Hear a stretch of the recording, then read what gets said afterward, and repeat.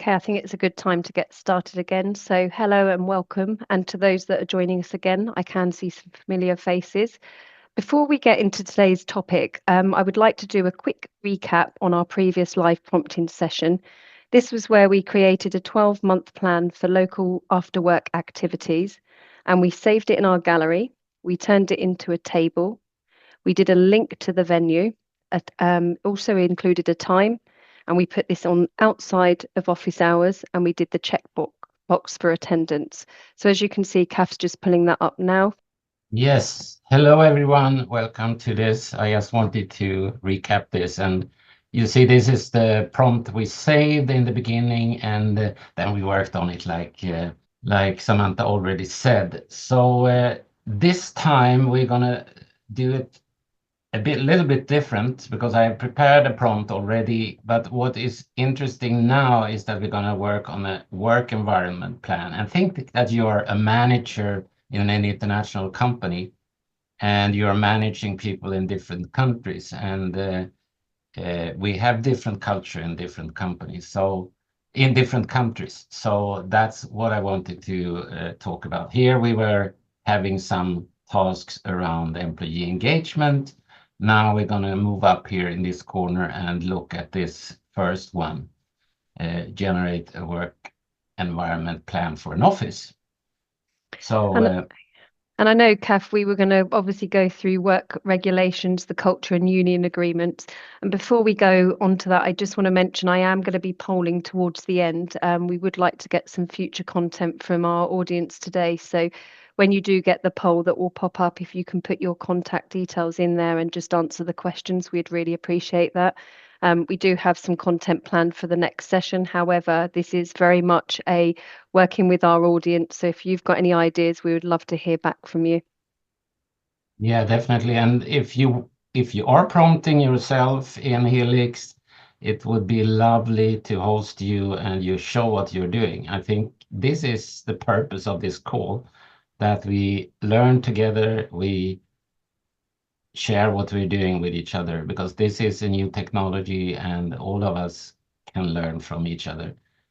So if you have ideas, if you have tested, let us know and we can host you. Or if you want to see something specific, we'll try to do that as well. Absolutely. And So, before I give Kath some prompts, I did want to just mention that you are muted at the moment. If you do have any questions, we will have some time at the end. If you can put your questions into the Q&A section of Zoom, and then we'll take that towards the end. So Kath, getting us started, because I know you're really itching to go with the demo. You've yeah, made some I really turn off the good camera points. because I want to have the focus on the screen. Great. So let's assume this manager is responsible for making a work environment plan, and there are laws and requirements in different places. And what do you say? What are we going to use today? So I'm obviously British, you're Swedish. I think we should stick with what we did last time to keep us the same theme, and hopefully our audience will give us some other countries as well for our next prompts. But let's go, for example, Sweden. They have really stringent regulations around employee well-being and union involvement, while the UK has its own set of comprehensive health and safety standards. So should we start there? Yeah, let's do that. So we need to find out what regulations are there in Sweden that needs to be honored in this work environment plan, and we need to teach the manager about these specifics in Sweden. So that is the thinking I have when we look at the plan and the prompt we have created for this. Let me bring this prompt up here on the screen so we can see a little bit what I have done here. So this first sentence is about creating a plan for a work environment. A company working in a specific country, it must align with local laws by company policies and culture norms, because there are different cultures. We are a little bit different than the rest of the world in terms of how we look at hierarchies in companies and how management is done here. So it's good for a manager to know about that. So the first thing I've asked it to do is to introduce itself, talk about what it's going to do. I've then asked it to gather information. As you know, in our catalog, we are creating a questionnaire for this. Now we are actually asking the agent, the employee navigator agent, to ask those questions. So we don't really need to create the questionnaire in a fixed sense. And the same goes for the rest of the things. It's going to collect information because it is an autonomous agent. It can do it by itself. We don't really need to create workflow or things like that. So it's going to use the chat with your knowledge base. In this case, we can use the knowledge base articles, and you could, of course, put all the laws and stuff in there, but it would be pretty static. And another option would, of course, be to search the internet and find it there, or you could actually use one of these deep search tools that are available nowadays from many of the vendors and let the AI search the internet. I'm not sure that's the best way. So what we're doing here is different. We let the HR manager that is responsible for this decide which laws we are actually including in the search. Does that sound okay, Samantha? Do you think that's better than letting it Definitely. take everything it can find? 100%. Yeah. Okay, good. Next, then we generate a draft plan, which should include an introduction, legal framework, company policies, culture norms, and so on. So I've listed the different sections I would like to see in there. And when I have approved it, it's kind of final. And I also put in this how we want it to talk to us, because that's a good habit. I didn't really create this one myself, to be honest. I used another LLM to help me with this. I gave it a very rough one, but then I asked it to generate a very structured prompt that is working well with OpenAI GPT-4o, which is the LLM I'm using here. So I take help from AI whenever I can. Okay, what next? I think we would like to see how to add those websites. As a DWP admin, you have the administration tools for digital workplace at hand.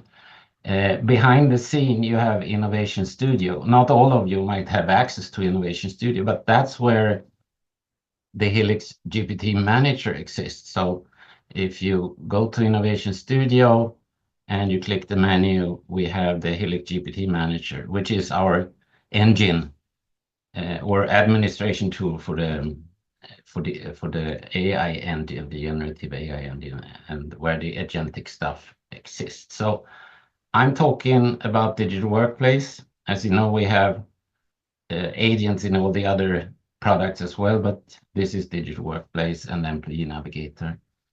And I have used this agent. I had to modify it a little bit. I gave it a name custom to, so that's what I'm using. And new in 25.2, this is a completely new 25.2 environment. I got it the other day, so I haven't tested much yet, but it has agents and tools, which it didn't have before. And when you select prompts here, if you select this one, it doesn't have prompts anymore. It has agents. So I've selected one which is called Employee Navigator version 1 custom 2. And then you can, of course, see the agent here and you can see the tools. But that's a sidetrack. Let's look at here, up here. We have things you can configure, such as connections and information sources. And here is where I have added these Swedish laws you see this is in Swedish. As AML stands for Work Environment Law, and this one is the law. It's law about how you need to retain your employees and security in job. You have discrimination, you have holiday, you have the work hours, parental leave, and this one is probably the most unique one because here you really need to talk to your employees before you make changes to their work situation. So that is a specific law here, which is local. So we are really used to making decisions together, not a manager telling us what to do. That we don't understand. So that's sometimes a little bit of a conflict for me because I'm not used to that, even if I'm at this age and have been working for US companies for a long time. How you do it, you just put the URL of the web page, and as a default, it's crawling that page only. It's not drilling down, but you can configure it to drill down deeper, and you can schedule. So if this law is getting updated, it will be refreshed at regular intervals. So this is one of the differences from last time. Last time I used the LLM's knowledge. This time I want the Swedish law to govern how this plan is looking. So if we go back here, now I have created the prompt in here already. And when I click here, it's gonna push the prompt in there. You see it's very condensed when it gets in here. But first it's doing the introduction like I asked it for. And now it's gathering information. So could you please provide the country and company name? So I will say BMC in Sweden. I actually should say BMC Helix, right? And then it is continuing to ask. You see, I can answer one question, two questions, or I can answer all of them. Because this is human language. It's different from filling in a form. It's human interaction, of course. So we'll focus on employee happiness and well-being focus. So that's good. And now it can I can either answer more questions. I can see, you see it's starting to gathering information, and it's picking up this law which we have in Helix GPT already, the work environment law. We have the maternity leave policy, which is one of the documents in our knowledge base. The culture norms, work-life balance is very important. Open communication, and so on. Encourage open and transparent communication, respecting the Swedish cultural preference for directness and clarity. That is also sometimes a bit alien for people when I'm very direct in my feedback sometimes.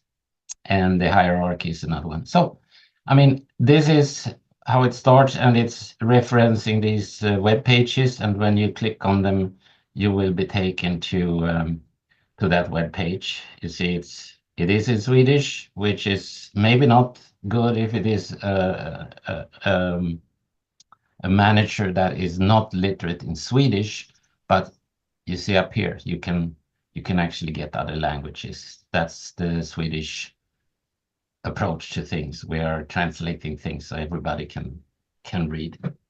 But the good thing is that Helix GPT doesn't really care. Even if the document is in Swedish, when I ask it in English, it will give me the English answers. So that's really cool. If you remember, there was also one button talking about checklists. So now the manager needs a checklist for his monthly review of the work environment plan. So we can ask that as well.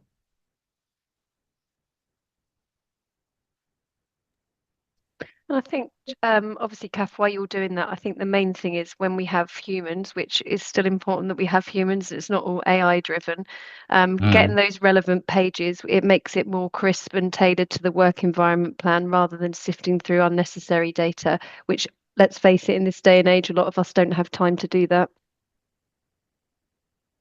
Yeah, that's a good comment. And of course, you could actually use one of these deep search tools, but you don't get as much control. That's kind of what we try to do here. Give a company or an enterprise the possibility to control how managers in the company look at Swedish law in this case, or in another law in the other things. So here you see we have a checklist of things they should go through. And if we want, we can even create a comprehensive guide explaining to the manager about Swedish employees and how to manage them.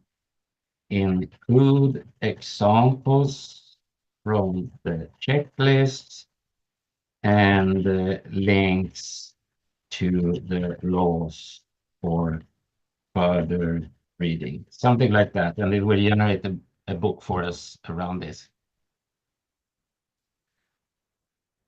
Book, it's not that much, but it's at least something. You can work on this further. I think this is essentially what I was planning to prompt today. What we did was we decided to make it for Sweden. We decided to use a number of web pages. We did let Helix GPT crawl those web pages so it could reference them in these documents. If we do the same thing for UK, let's see if we can do the same thing. Create a work environment plan for UK now. What is your guess? What will we get? We'll definitely get the HRMC at some point, or Department of Work and Pensions, something will be pulled up. We like laws over in the UK, Kath.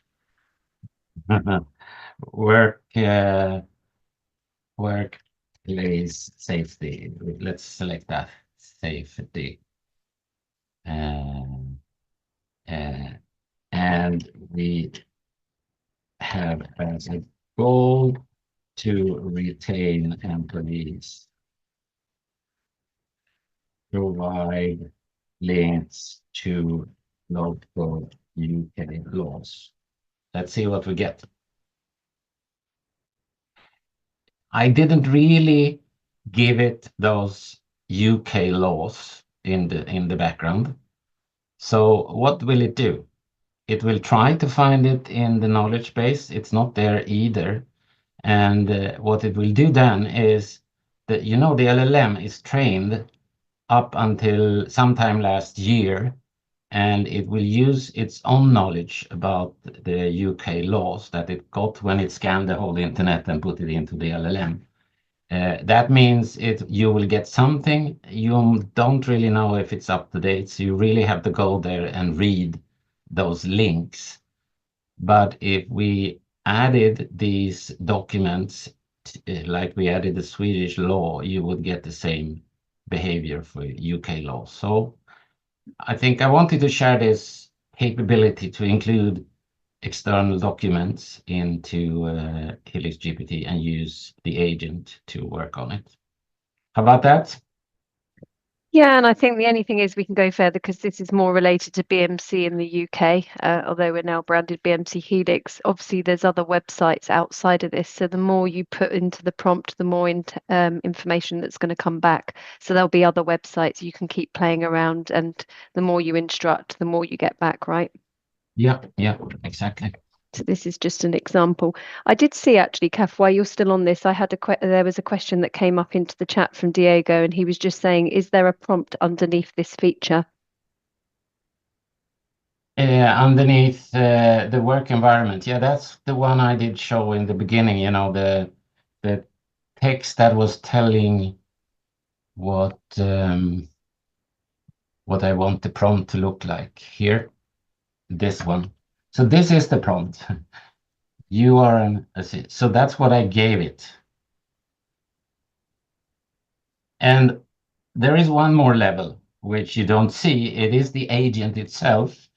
The agent itself has a prompt, which is kind of governing how it's going to react when I give it this prompt.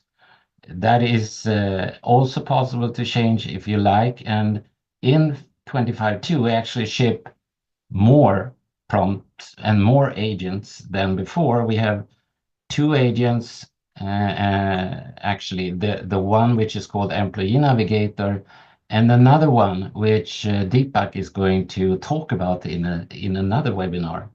Transitioning to that point, by the way. Yeah, Sam. I was going to say, don't take my thunder away. I've just given Diego you access to speak with us live. I know you had a further question. Do you want to come off mute and just talk to us at the moment? Can you hear us? Hello? Hi, hello.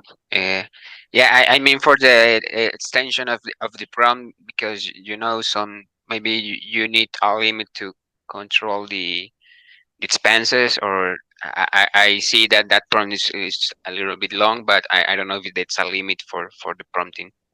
No, not really. What is the limit is the LLM you're using. For the token, token limits for the prompt. Okay, I mean, the large language model, when you send things to it, they have a token window. And if we go back to the GPT-3.5, I think that window was 4K or 8K. Nowadays, if you look at the new models, they are huge. It's megabytes you can put in there. So that limit is much lower. We have a few limits set as a default just to make sure you don't overrun that thing. But essentially, you can create very long prompts if you like. That's not the problem. I actually created some other stuff here, like what can you do? I'll show you that one to give a little bit more background for how this works. I showed this last time, I think, but I'll just tell you. So I asked it, what can you actually do? And it's telling us what it can do. You get the number of things. You can retrieve requests. And the reason is we have a tool in the agent which can retrieve information from DWP. Approvals, appointments, to-dos, service health. You recognize these from DWP, but you can use them from here. So you see, you can do a lot of things with this agent, but you need to ask it to do these things. Otherwise, it's not going to do anything. And behind the scene, we have developed these tools, out-of-the-box tools here. So that's what the agent is using. It's autonomous. So when I ask it for something, if I ask it how to or about something which is knowledge, it will actually go and look in the knowledge base. If I talk about service requests, you see it's going to use this tool, get requests, and so on. And you can also see that if you talk about requests, we get these fields back, and you can use these fields when you're prompting. So it's really flexible. It's exciting to work on this. We are learning every day. I'm learning every day. I play with this, and it's really cool. So I really encourage everyone to start prompting. But I think you had a couple of comments there, Samantha, before I I do, yes, before we get carried away. And I'm also going to launch the poll just because it's easy for people to respond. And I have everyone's email addresses. So if you do want to give us some feedback, we'd really appreciate you doing the poll.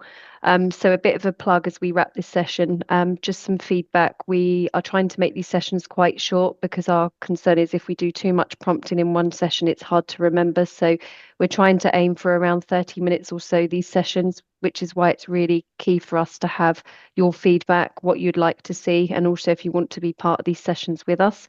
So if you can fill in the poll, we'd really appreciate it.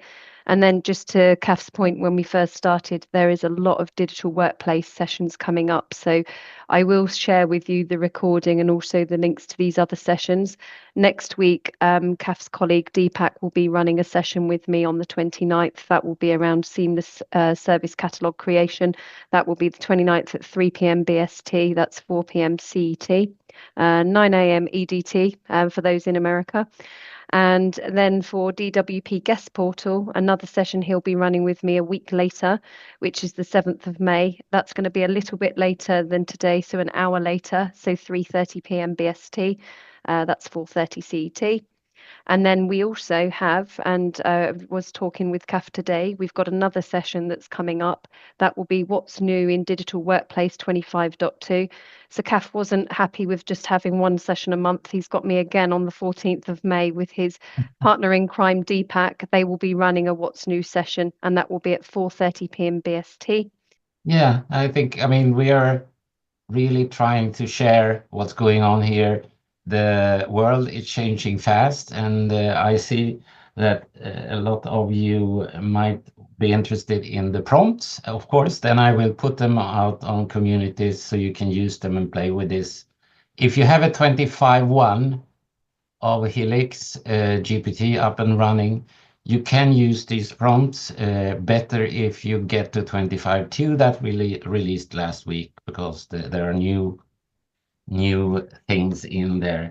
The thing that Deepak is going to talk about next week is oh, I'm logged out. I was going to show you just in catalog. We have created a new agent which is called a catalog curator, and that one helps you through prompting to generate catalog items. It's really amazing, so go for that one.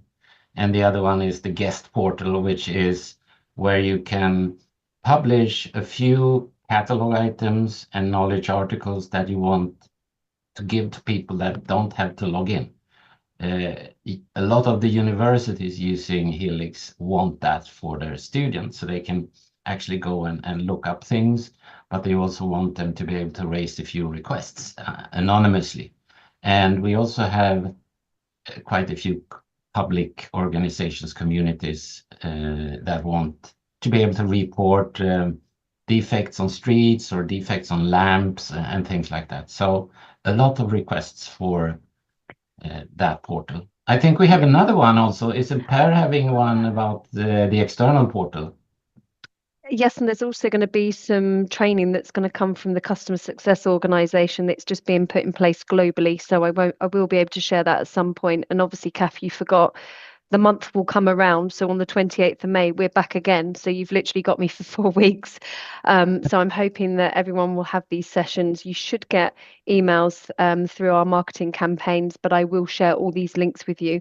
They are on BMC communities, but I'm very mindful there's a lot of places we ask you to go. So if you do have any questions, you do have my contact details. You can reach out to me directly, and I will share all of those links with you. And more importantly, what we would love is not just our voices on here. That leads us to, because we're way up on time, which is very rare for Kath and I, because we both like to talk a lot. We'll open up the opportunity if anyone wants to speak with us live. We can now move to the Q&A.